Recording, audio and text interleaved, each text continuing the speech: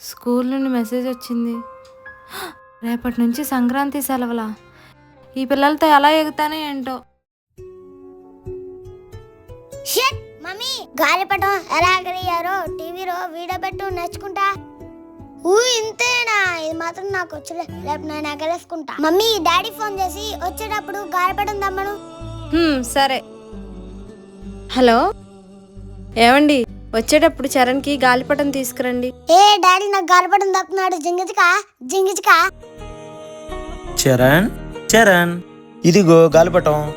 Daddy ప్రగలాదం daddy, please daddy, please daddy. ఇప్పుడు చీకటి పడిపోయింది కదా, రేపొద్దున నువ్వు నేను ఎగరేద్దాం, సరేనా? పడుకో.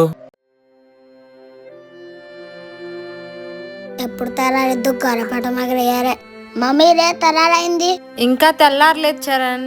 మార్నింగ్ లేచి డాడీ నువ్వు ఎగరేద్దరు, వెళ్ళి పడుకో. పిల్లోడు పడుకున్నాడో లేడు. సావిత్రి, సావిత్రి, పిల్లోడు పడుకున్నాడా? పడుకున్నాడండి. ఏంటండి? ఏంటి సావిత్రి, ఏదో చెప్పాలన్నావు? ఏమండి, రేపటి నుంచి స్కూల్కి సంక్రాంతి సెలవులు ఇచ్చారండి. మీరేమో గాలిపటం తీసుకొచ్చి ఇంట్లో పెట్టారు, వాడేమో నేను ఎగరేయాలి ఎగరేయాలి అంటున్నాడు. వాడు అలా అన్నప్పుడల్లా నాకు ఒకటే భయం వేస్తుందండి. భయం ఎందుకు సావిత్రి? ఏమండి, మన పక్కింటి అబ్బాయి వాళ్ళ అమ్మా నాన్నకి తెలియకుండా గాలిపటం ఎగరేసుకుంటూ రైలు పట్టాల మీదకి వెళ్ళిపోయాడంటండి. వాళ్ళకి తెలిసిన వాళ్ళు ఎవరో తీసుకొచ్చి వాళ్ళ అమ్మా నాన్నకి అప్పచెప్పారంట. అప్పటి నుండి నాకు ఒకటే భయం పట్టుకుందండి. అవునా?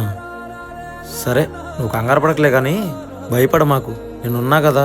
ఈ సెలవులు ఉన్నన్ని రోజులు రోజుకు కనీసం వాడితే ఒక్కో గంట అయినా వాడు గాలిపటం ఎలా ఎగరేయాలో నేను నేర్పిస్తా. నిజమే అండి, వాళ్ళకి గాలిపటాలు కొనిచ్చి వదిలేస్తున్నాం. వాళ్ళకి ఎలా ఎగరేయాలో తెలియక పాపం ప్రమాదాలకు గురవుతున్నారు.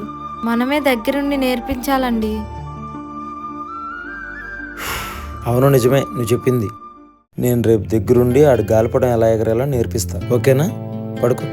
ఈ సంక్రాంతి సెలవుల్లో మన పిల్లలకి గాలిపటం ఎలా ఎగరేయాలో నేర్పిద్దాం. ప్రమాదాలు జరగకుండా ఆపేద్దాం. Thank you all.